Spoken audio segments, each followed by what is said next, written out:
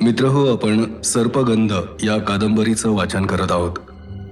सर्पगंध या कथेचे सुरुवातीचे काही एपिसोड्स अरुण तामणकर यांच्या मिसेस मानसी तामणकर यांनी ऐकले होते आणि सर्पगंध या कादंबरीला आपणा सर्वांचा जो प्रतिसाद आहे तो अतिशय उत्साहवर्धक आहे आणि हा प्रतिसाद पाहून मानसी तामणकर यांनी सर्पगंध हे पुस्तक पुन्हा प्रकाशित करण्याचा निर्णय घेतलाय. इथून पुढच्या भागांमध्ये मानसी तामणकर या जिथे स्त्रीचा आवाज असेल त्या ठिकाणी स्वतःचा आवाज देणार आहेत आणि त्यामुळे या पुढच्या भागांमध्ये मानसी तामणकर यांचा स्वतःचाही सहभाग असणार आहे आणि त्याबद्दल मी मनापासून आभारी आहे. संसोहम या चॅनलवर एकही कथा अपूर्ण नाही. 500 पेक्षा जास्त अपलोड्स या चॅनलवरती आहेत. त्यामुळे आपल्याला जर का मन गुंतवायचं असेल, विरंगुळा हवा असेल, माझा आवाज ऐकायला आवडत असेल तर आपण या पूर्वीच्या कथा ऐकूनही आपला प्रतिसाद नक्की द्या. या चॅनलवरती मेंबरशिप हा प्रकार अवेलेबल आहे, म्हणजे खालती जॉईनचं बटन आहे ते दाबून आपण मेंबर म्हणून जॉईन होऊ शकता. लाईक, शेअर आणि सबस्क्राईब जरूर करा. सबस्क्राईब करून बेल आयकॉन दाबून ठेवलात तर तुम्हाला या चॅनलवरती कथा प्रसिद्ध झाल्या तुम्हाला त्याचं नोटिफिकेशन मिळेल, म्हणजे तुम्हाला ती ऐकता येईल. तर आपण कथेकडे वळूयात.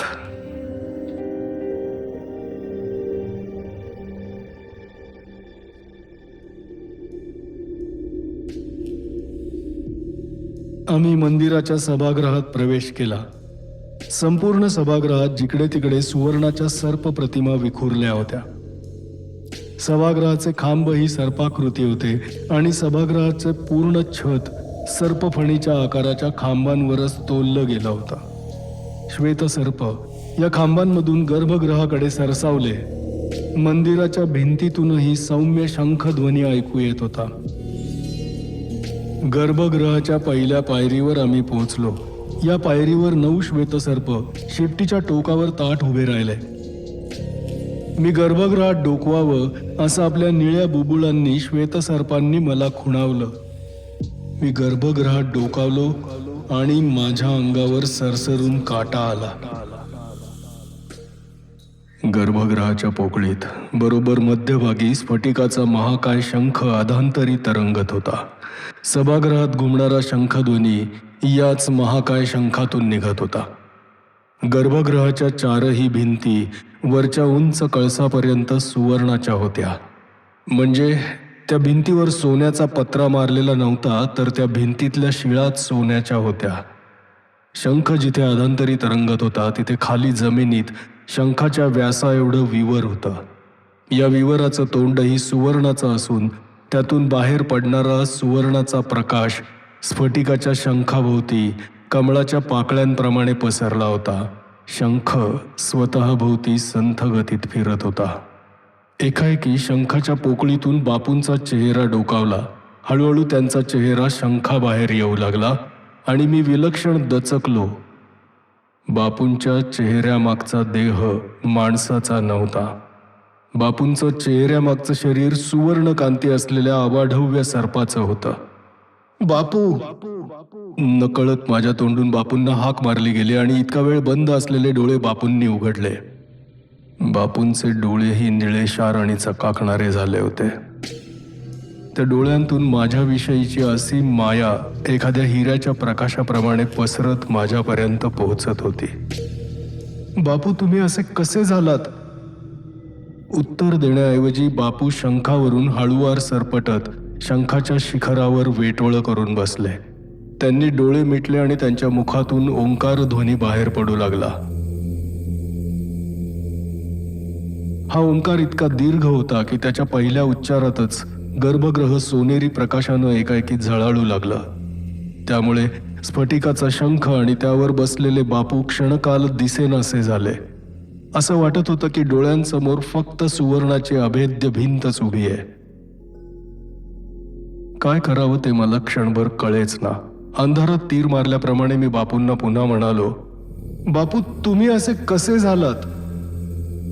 डिकरा, तू घाई केलीस. सुवर्ण भिंतीतून बापूंचे शब्द माझ्यावर येऊन आदळले. जणू सुवर्णाचा प्रत्येक कण बापूंचे शब्द माझ्यापर्यंत पोहोचवायला उत्सुक झाला होता.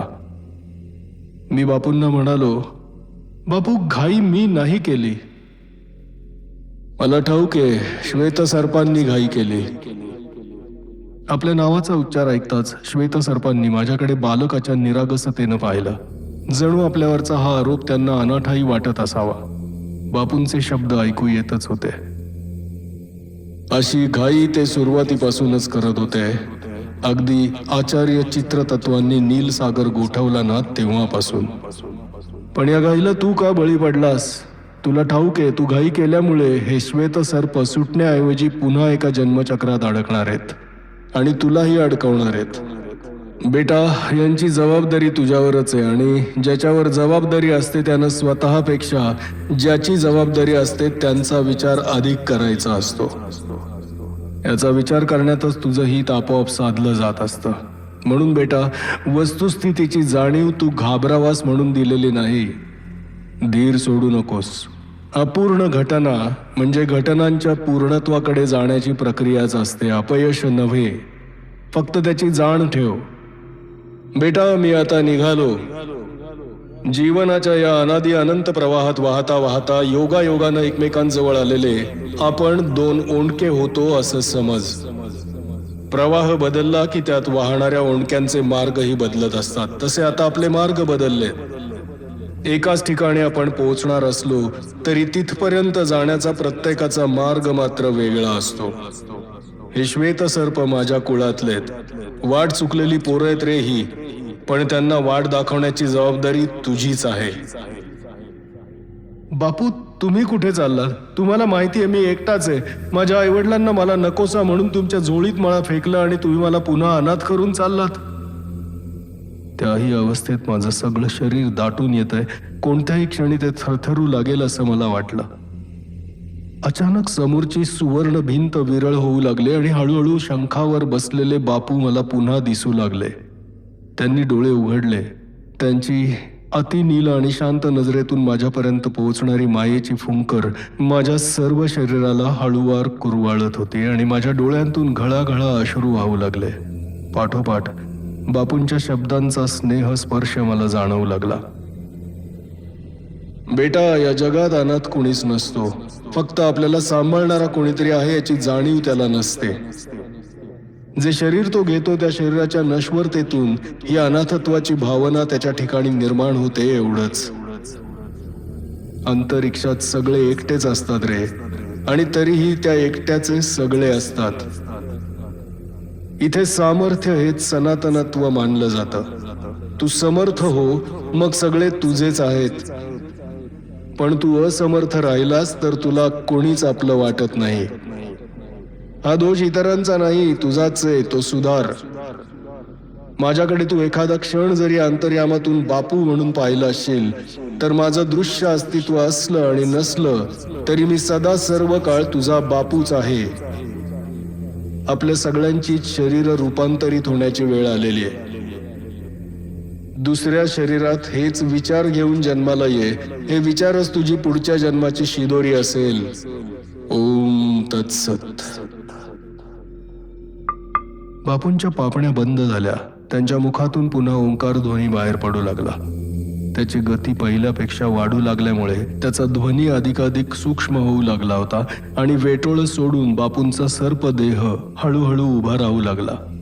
काही क्षणातच 40 हात उंच बापू शेपटीच्या आधारावर शंखावर उभे राहिले. आता त्यांचा देहही शंखाबरोबर संथ गतीत स्वतःभोवतीच फिरू लागला. गाभाऱ्याच्या शिखरातून दिसणाऱ्या आकाशाच्या सुवर्णमयी तुकड्यातून प्रकाशाचे असंख्य ओघळ आत पडू लागले. बापूंच्या देहाची मूळची सुवर्ण कांती प्रकाशाच्या या ओघळात न्हाऊन निघू लागली. अचानक शंखाच्या खाली असलेलं सुवर्ण विवर रुंदावू लागलं. पाहता पाहता पूर्ण गाभारा म्हणजे एक विवरच झालं. विवराचं खालचं टोक अंतहीन होतं, म्हणजे विवराला तळच नव्हता आणि जोपर्यंत दिसत होतं तोपर्यंत विवर म्हणजे एक सुवर्ण मुखच होतं. याच वेळी एक नवीन गोष्ट घडली. स्फटिक शंख आपल्या मस्तकावर बापूंना घेऊन हळूहळू विवरात शिरू लागला. त्याबरोबर मंदिराच्या वास्तूचा तोल गेल्याप्रमाणे सभागृहातले खांब हादरू लागले. असं वाटत होतं की हे खांब कोसळतील, पण प्रत्यक्षात वेगळंच घडू लागलं. खांबाचे सर्पाकार जिवंत सर्पाप्रमाणे हलू लागले. त्यांचा फणा क्षणभर डोलला, पण आश्चर्य असं की त्यांच्या फणांवर तोललेला मंदिराचा वरचा भाग कोसळला नाही. जणू काही मंदिराच्या भिंतीतून प्रकाश बाहेर पडावा तशा भिंती प्रकाशमान होऊ लागल्या. हळूहळू मंदिराची संपूर्ण वास्तू स्फटिकासारखी पारदर्शक झाली.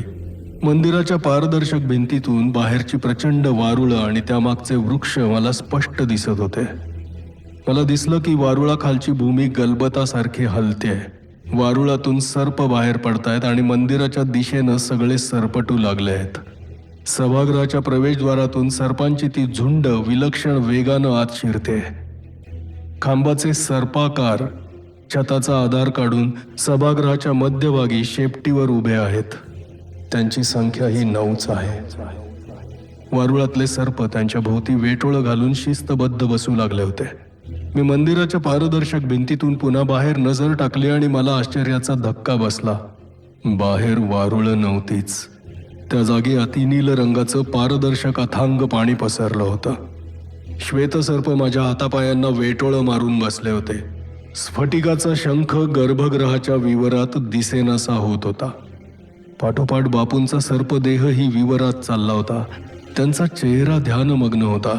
जणू या जगाशी असलेला संबंध त्यांनी केव्हाच तोडला होता. राहिला होता तो फक्त एक उपचार. 1 2 3 बस. तिसरा क्षण पूर्ण होण्याच्या आतच बापू विवरात दिसेनासे झाले. विवराच्या ठिकाणी वर आलेलं निळं पाणी मंदिराच्या चारही बाजूंनी चढू लागलं होतं.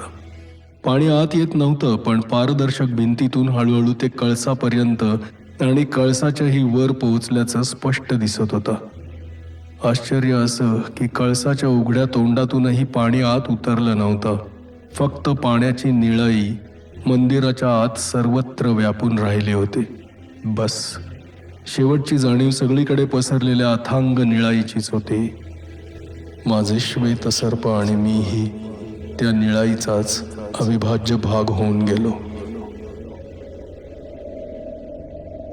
हळूहळू माझ्या नजरेसमोरची निळाई विरळ होत गेली आणि मला निळ्या ढगातून बाहेर यावा तसा आनंद स्वामींचा कठीण चेहरा दिसू लागला.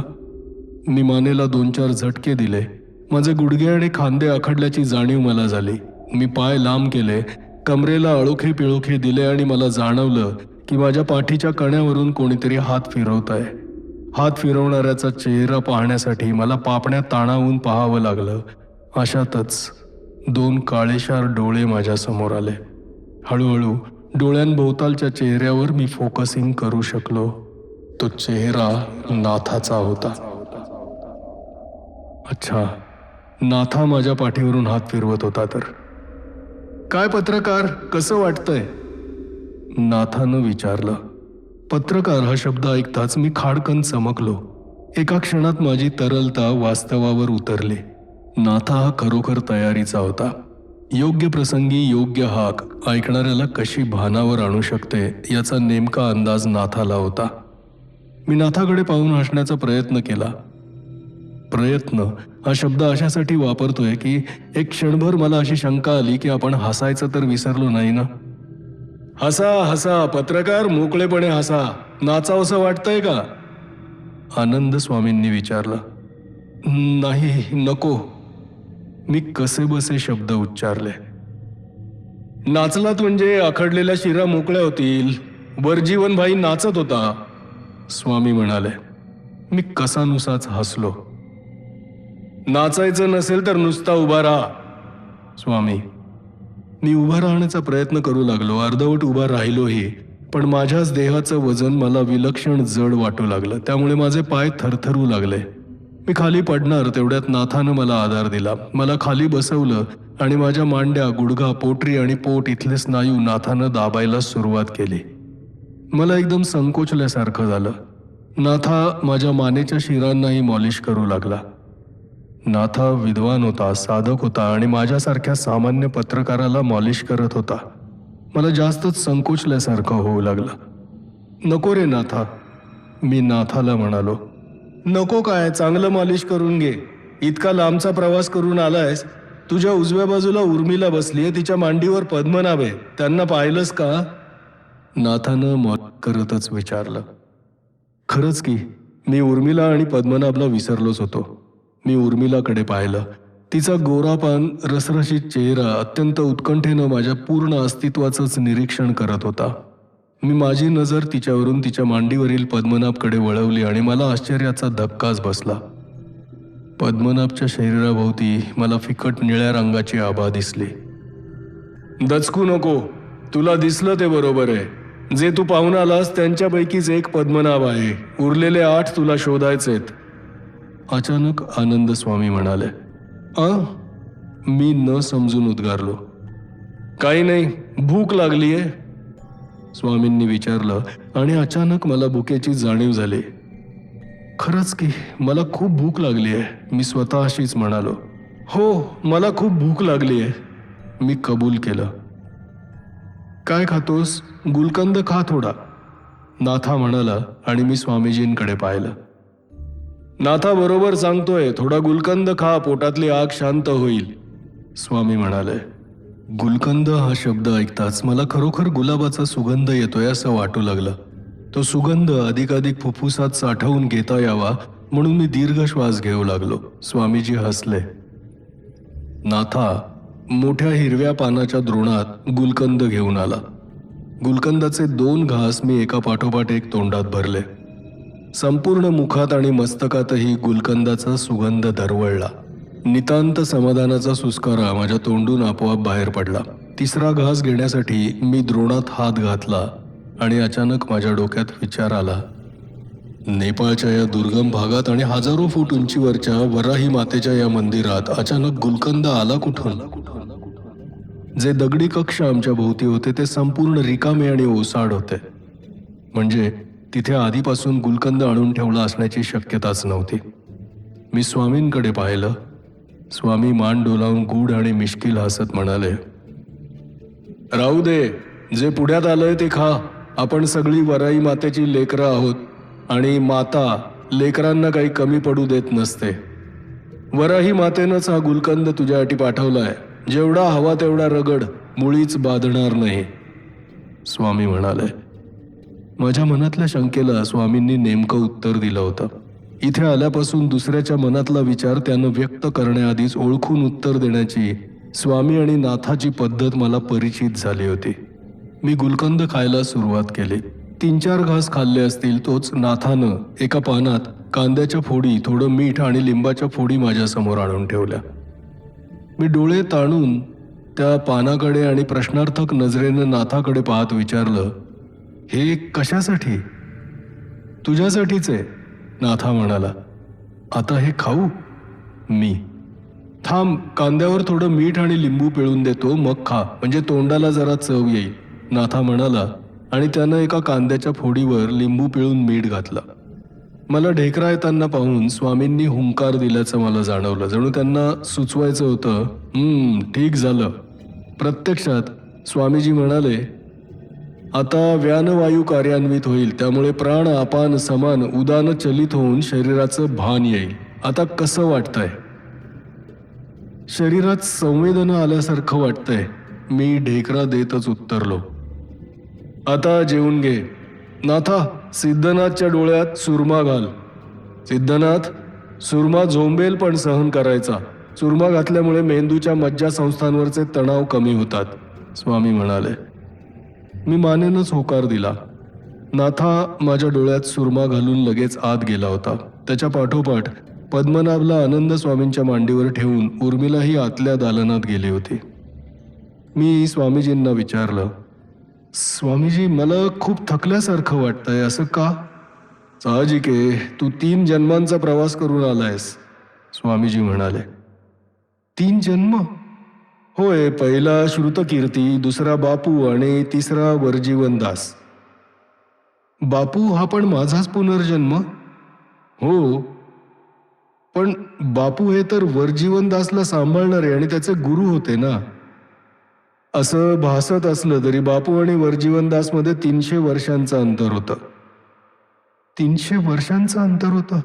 पण मला तर बापू समोर दिसत होते. बापूही मला बेटा म्हणून संबोधत होते. सिद्धनाथ, तुला जे दिसलं ते वातावरणात उमटलेले स्मृतींचे आकार होते. स्मृतींच्या प्रतिमा होत्या. त्या भासमान असतात. पारदर्शक कागदाचा तुकडा हवेतून उडत येत असताना जसा वातावरणाच्या दबावामुळे आकार बदलत येतोय असा भास होतो, तसाच भास स्मृतींच्या प्रतिमा वातावरणात प्रकट होत असताना निर्माण करतात. प्रत्यक्षात ज्याप्रमाणे कागदाच्या तुकड्याचा आकार वेगळा आणि ठराविकच असतो, त्याप्रमाणे दिसत कसाही असला तरी स्मृतींच्या प्रतिमांचा मूळ आकार वेगळा आणि ठराविक असतो. आकार बदलल्यासारख्या वाटणाऱ्या स्मृतींच्या प्रतिमा आकाराबरोबर त्यांचे संदर्भही मागे पुढे करत असतात. शिवाय मुलगा हा बापाचाच पुनर्जन्म असतो. त्यामुळे बापू हा वर्जीवनदासचा पालक आहे किंवा गुरु आहे असं भासत असलं तरी वर्जीवन हा बापूचाच पुनर्जन्म होता. स्वामी म्हणाले. एवढ्यात नाथा आणि उर्मिला जेवण घेऊन आले. आदल्या दिवशी खाल्लेल्या जलवेलीचीच वेगळ्या प्रकारची भाजी आणि जाड रोटले होते. बरोबर कांदा आणि झुणकाही होता. सगळ्यांसमोर जेवण ठेवून नाथा उभा राहिला. मी त्याला विचारलं, अरे तुझं जेवण कुठे आहे? अरे मी जेवायला बसलो तर तुम्हाला हवं नको कोण बघेल, तुम्ही सुरुवात करा, नाथा म्हणाला. उर्मिला वाढेल की, मी म्हणालो. इथे पुरुषांचं राज्य आहे, तेही साधकांचं आहे. स्त्रीला इथे अनाठाई सन्मान दिला जात नाही, शिवाय ती अतिथी आहे. अशा परिस्थितीत तिच्याकडून सेवा करून घेणं अयोग्य आहे. समस्याग्रस्ताकडून अन्न खाणं म्हणजे भावी काळात निर्माण होणाऱ्या समस्यांचं बीज आपल्याच पोटात पेरण्यासारखं आहे. तेव्हा तुम्ही निवांतपणे जेवा आणि इतरांची काळजी करू नका, नाथा म्हणाला आणि मी निरुत्तरच झालो. जेवणं आटोपली. मग स्वामी मला म्हणाले, सिद्धनाथ आता निवांत झोप. स्वामींचं वाक्य संपतंय न संपतंय तोच नाथा नेत्रांजनची डबी घेऊन आला. डोळ्याच्या आकाराची ती लाकडाची डबी होती. डोळ्याचं बुबुळ जिथे असतं तिथे डबीचं झाकण होतं. नाथानं ते झाकण उघडून माझ्या डोळ्यात नेत्रांजन घातलं. अंजनाच्या स्पर्शाबरोबर डोळ्यातून मेंदूकडे असंख्य रेषा झणझणत गेल्या. डोळ्यातून घळाघळा पाणी वाहू लागलं. पण काही सेकंदातच मेंदूत गारवा निर्माण होऊ लागला. स्वामींनी विचारलं, कसं वाटतंय? थंड वाटतंय, मी उत्तरलो. आता उर्मिला, तू सिद्धनाथला नेऊन झोपव, पण तू त्याच्याजवळ झोपू नको. इश्शा, काहीतरीच काय? उर्मिलाचा चेहरा लाल झाला. काहीतरीच काय नाही. सिद्धनाथला झोपेत भलतीच दृश्य दिसली आणि कोणीतरी जवळ याची जाणीव झाली तर तो एकदम भडकेल. त्याच्या जवळपास कोणीही नसणं आवश्यक आहे. आता तो भानावर आलाय असं वाटत असलं तरी एकांत मिळताच तो पुन्हा ॲस्ट्रल ट्रॅव्हलिंगला सुरुवात करेल आणि आता जी असंख्य सूत्र अर्धवट राहिलेली आहेत ती एकत्र जोडण्याचा प्रयत्न करेल. त्यासाठी त्याला एकांत देणं आवश्यक आहे. आलं लक्षात? स्वामींनी विचारलं. जी, उर्मिला नम्रतेनं म्हणाली आणि नाथानं मला उठवलं. एका बाजूनं तो आणि दुसऱ्या बाजूनं उर्मिलानं धरून मला जवळच्या दालनात नेलं. तिथे माझ्यासाठी जाड गवतापासून केलेली एक हाथरी घातलेली होती. मला झोपवून नाथा आणि उर्मिला निघून गेली. जाता जाता नाथा माझ्या अंगावर पांघरून घालायला विसरला नव्हता. शरीर हाथरीवर टेकताच ते घड्याळाच्या विरुद्ध दिशेनं जोरात फिरतंय असं मला वाटू लागलं. फिरण्याची ही गती विलक्षण होती. वातावरणात एखाद्या स्क्रूप्रमाणे शरीर घुसतंय असंही वाटत होतं. तर दुसऱ्या क्षणी शरीरातील प्रत्येक पेशी तितक्याच वेगानं फिरत शरीरापासून अलग होते असंही वाटत होतं. हा वेग सहन करणं भयंकर कठीण जात होतं. स्वामींना किंवा नाथाला मोठ्यानं ओरडून हाक मारावी अशी तीव्र इच्छा होत होती, पण प्रत्यक्ष तोंडातून आवाजच निघत नव्हता. जणू माझ्यातला मी हाथरीला बांधून ठेवला होता आणि सावरीच्या कापसासारखा माझा देह भयंकर वेगानं वातावरणात खेचला जात होता. अचानक कोणाचा तरी स्पर्श मला झाला. मोठ्या प्रयासानं मी डोळे उघडले. माझ्याकडे पाहून मिश्किल हसणारा नाथाचा चेहरा मला भला मोठा दिसला. मला असं वाटलं की मी हातवारे करून नाथाला काय होतंय ते सांगितलं, पण प्रत्यक्षात माझे हात हललेच नव्हते. पण तरीही नाथाला ते कळलं असावं, कारण तो मला म्हणाला, चिंता करू नकोस, स्वामीजींचं तुझ्याकडे लक्ष आहे. अतिंद्रिय अनुभव सोपा नसतो, तसाच तो नुकसानकारकही नसतो. फक्त त्या अनुभवाला विरोध करायचा नाही. आता मी तुझ्या दोन्ही कानात तेल घालतो, म्हणजे तुला बरं वाटेल. नाथानं माझ्या दोन्ही कानात तेल घातलं आणि कापसाचे बोळे खोवून ठेवले. कानात तेल जाताच भुकेल्या पोटात अन्न जावं किंवा प्रदीप्त अग्नीत तूप पडावं तसं एकदम तृप्त, शांत आणि समाधानी वाटू लागलं. प्रतिक्षिप्त क्रिया म्हणून माझ्या पापण्या जड झाल्या, मिटल्या गेल्या आणि पूर्वीची होणारी देहाची खेचाखेच थांबून फुलपाखराच्या नाजूक पंखावर अलगद बसून उडावं तसं सगळं सुसह्य वाटू लागलं. एक एक दृश्य डोळ्यांसमोरून सहज सरकू लागलं. जिकडे नजर वळवावी तिकडे क्षितिजापर्यंत पसरलेले विविध रंगी असंख्य सर्प, कुठल्या तरी पर्वताच्या मागून उडत येणारे तांबूस पारदर्शक रंगाचे सर्प, एक मंदिर, अर्ध सर्पाच्या देहाचे ध्यानस्थ बसलेले मानव, एक प्रचंड सुवर्ण स्तंभ, त्या स्तंभाला वेटोळं घालून बसलेला तितकाच प्रचंड स्फटिक सर्प, निळ्या पाण्याची कुंड, पाण्याच्या तळाशी पाण्यासारखे दिसणारे तपस्यामग्न साधक आणि दूरवरून येणारा ओंकाराचा हुंकार. बस, यानंतर फक्त नीरव शांतता.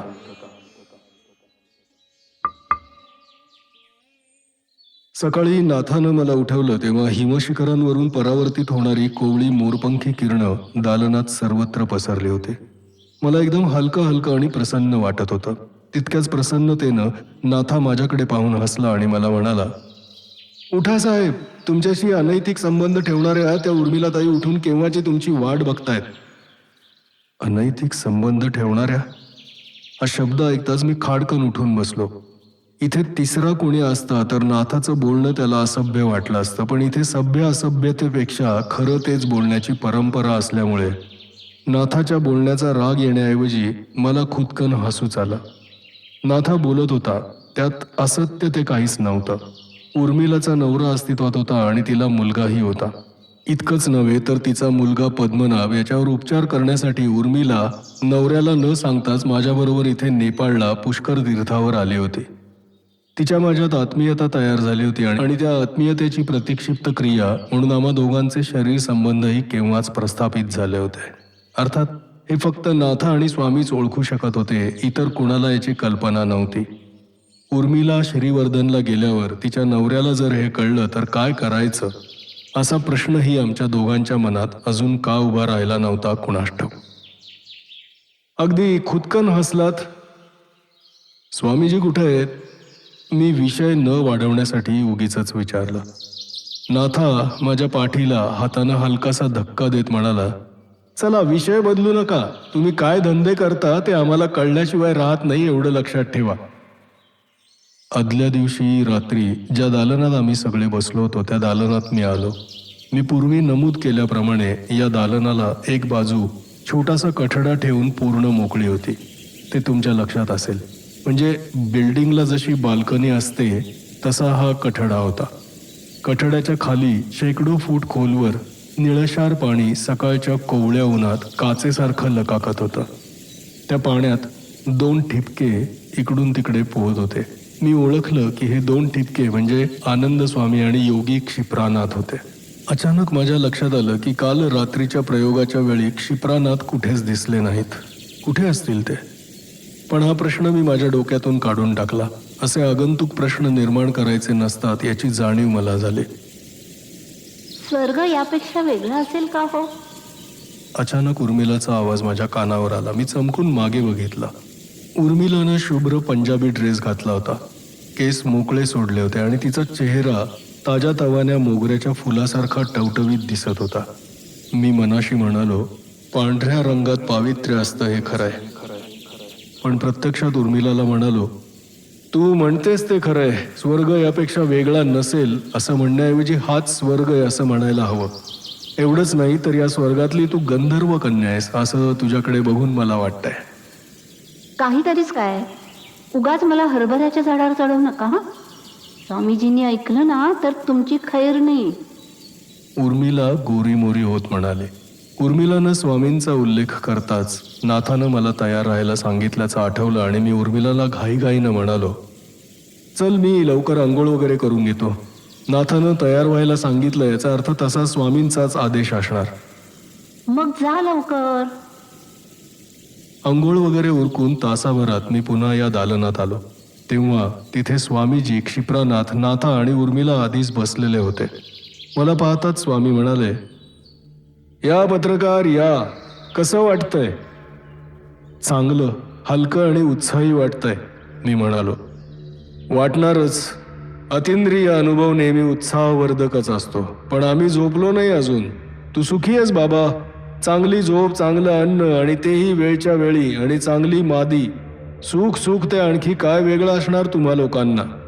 स्वामी म्हणाले. मी जवळजवळ 10 वर्ष स्वामींना ओळखत होतो आणि माझ्या माहितीप्रमाणे स्वामीजी कधीच झोपत नसत. ते याला अनिद्रा व्रत असं म्हणत असत. आश्चर्य असं की अनेक वर्ष न झोपून सुद्धा स्वामीजींचे डोळे आणि चेहरा जागरण झाल्यासारखा कधीही दिसत नसे. आता आज संध्याकाळी तुम्ही इथून निघायचं. पद्मनाभलाही बरोबर घेऊन जायचंय, स्वामीजी मला सांगत होते. तू मुंबईत तुझ्या घरी परत जायचं नाहीयेस. उर्मिला बरोबर तिच्या घरी श्रीवर्धनला जायचंय. तिथे तिच्या नवऱ्यासमोर प्रेमाची उबळ येऊ द्यायची नाहीस. योग्य वेळी ती स्वतंत्र होईल. साईबाबा सांगत असत त्याप्रमाणे सबुरीनं राहा. आणखी 8 मुलं तुला गोळा करायची आहेत. या कामी पद्मनाभच तुला मदत करेल. पद्मनाभ सकट 9 मुलं गोळा झाल्यावर तू त्यांना घेऊन मलयगिरीवरच्या सर्प मंदिरात जाशील. तुझ्यावर 8 मुलं पळवून नेल्याचा आरोप होईल. पोलीस तुझ्या मागे लागतील, लागू देत. त्याची चिंता करायची नाही. मलयगिरीवर अय्या म्हणजे अहिर भैरवनाथ योग्य वेळी तुझ्या मदतीस येईल. तसा निरोप त्याला पाठवायला नाथाला मी सांगितलंय. याचा शेवट काय होईल ते मला ठाऊक आहे, पण आत्ताच तुला ते सांगण्याची गरज नाही. स्वामीजी, आणि 8 मुलं मला कुठे कुठे भेटतील? मी स्वामींना विचारलं. प्रसंग असा घडेल की 8 मुलं तुला एकाच जागी भेटतील. आता ती कशी ओळखावी हा प्रश्न तुला पडला असला तरी त्यावेळी तुला ती ओळखता येतील. इथून गेल्यावर आता मी तुम्हाला कधी भेटू स्वामी? मला भेटू नकोस. पण मग यातून मी पार कसा होणार? नकळत माझा कंठ भरून येत होता. यातून तुझा तूच पार व्हायचा आहेस. काही प्रसंगात स्वतःला सामोरं जावं लागतं. आप्त इष्टांची मदत निरुपयोगी असते. स्वामींच्या या उद्गाराबरोबर मला एकदम एकाकी वाटू लागला. माझी अवस्था स्वामींच्या लक्षात आली असावी, कारण ते लगेच मला म्हणाले, तू वेडा आहेस, विनाकारण भावनाशील होतोयस. भक्त असेच भावनाशील असतात. ज्या महात्म्यावर आपली ते भक्ती आहेत असं म्हणतात, त्या महात्म्यापासून ते काही शिकत नाहीत, कारण शिकण्याची जबाबदारी त्यांना नकोच असते. उलट आपली जबाबदारी ते महात्म्यावर टाकू पाहतात. त्यांना महात्म्याकडून त्यांचं कल्याण करण्याचा कबुली जबाब हवा असतो. महात्म्यानं त्याचं स्वतःचं कल्याण कसं केलं याचा अभ्यास करण्याचा विचारही भक्ताच्या मनात येत नसतो. त्यामुळे भक्त अधिकाधिक बेजबाबदार वर्तन करतो आणि ज्या महात्म्याची तो पूजा करतो असं म्हणतो त्या महात्म्यालाच आपल्या वर्तनातून बदनाम करतो. म्हणून भक्त होऊ नकोस. अरे मी तुला तुझ्याबरोबर हवाय ना, मग मी तुझ्याबरोबर नाही अशी शंका तुला कशी येते? कारण मी तुला तुझ्याबरोबर हवाय म्हणजे काय तेच तुला कळलेलं नाही. अरे मी जे सांगतोय ते अवधानपूर्वक ऐकलं असशील तर माझे विचार हे तुझे विचार व्हायला हवेत. आणि एकदा माझे विचार तुझे झाले की मी नेहमीच तुझ्याबरोबर नाहीये का? चिंता करू नकोस. मलयगिरीवर नेमक्या क्षणी मी उपस्थित असेन. आता तुम्ही पर्वत उतरायला सुरुवात करा. संध्याकाळपर्यंत पायथ्याशी पोहोचाल. तिथून तुम्हाला वाहन मिळेल. क्षणभर थांबून स्वामींनी नाथाकडे पाहिलं आणि म्हणाले, नाथा. जी बाबाजी. नाथानं तत्परतेनं प्रतिसाद दिला. यांच्याबरोबर जेवाय खायचं काहीतरी बांधून देशील? जी बाबाजी. असं म्हणून नाथा उठला आणि आतल्या दालनात गेला. एकाएकी पद्मनाभ उर्मिलाच्या मांडीवरून उतरला आणि चक्क सर्पासारखा सरपटत आनंद स्वामींच्या मांडीवरून खांद्यावर चढून बसला. स्वामीजींनी त्याला थोपटलं, कुरवाळलं आणि त्याच्या मस्तकावरून हात फिरवत त्याला म्हणाले, बेटा तुझ्या सुटकेचा दिवस लवकरच येईल, पण पूर्वी केलास तसा उतावीळपणा करू नकोस. निसर्गाचा नियम सगळीकडे सारखा असतो, म्हणून निसर्ग नियम हाच परमेश्वर आहे. या नियमांचा भंग म्हणजे परमेश्वराचा अपमान आहे. एकदा असा अवमान केलास त्याची सजा अजून भोगतोयस. पण नियम पाळणाऱ्यांसाठी निसर्ग कृपाळू असतो. तो जेवढी सजा करतो त्यापेक्षा कितीतरी पटीनं कृपा करत असतो. यावर निष्ठा ठेव. या निष्ठेलाच साईबाबा श्रद्धा म्हणत असत. ही श्रद्धाच तुला आत्मबळ देईल. आता सुखानं जा. चिंतामुक्त होऊन जा. तुझ्या इतर 8 भावंडांनाही हेच सांग. ज्या अर्थी तू मला आधी येऊन भेटलायस त्या अर्थी इतर 8 तूच नेता आहेस आणि नेत्यावरच इतरांची जबाबदारी असते याची जाणीव ठेव. शिवम शांतम अद्वैतम. मी स्वामीजींच्या पाया पडायला गेलो, पण स्वामींनी मला पाया पडू न देता छातीशी लावलं. उर्मिलाच्याही पाठीवरून त्यांनी हात फिरवला आणि पद्मनाभला तिच्या जवळ देत ते म्हणाले, हा तुझा नाही, पण प्रत्येक वेळी तूच याची आई होत आलीयस, म्हणून हा जेव्हा जातो म्हणेल तेव्हा याला जाऊ देशील. उर्मिलानं पद्मनाभला जवळ घेतला. ती काहीच बोलली नाही, पण तिच्या डोळ्यांच्या कडा ओलसर झाल्या. तेवढ्यात नाथा आला. आम्ही क्षिप्रानाथांना नमस्कार केला. त्यांनीही नमस्कार करू न देता मला छातीशी लावलं आणि आम्ही नाथाबरोबर पर्वत उतरायला सुरुवात केली.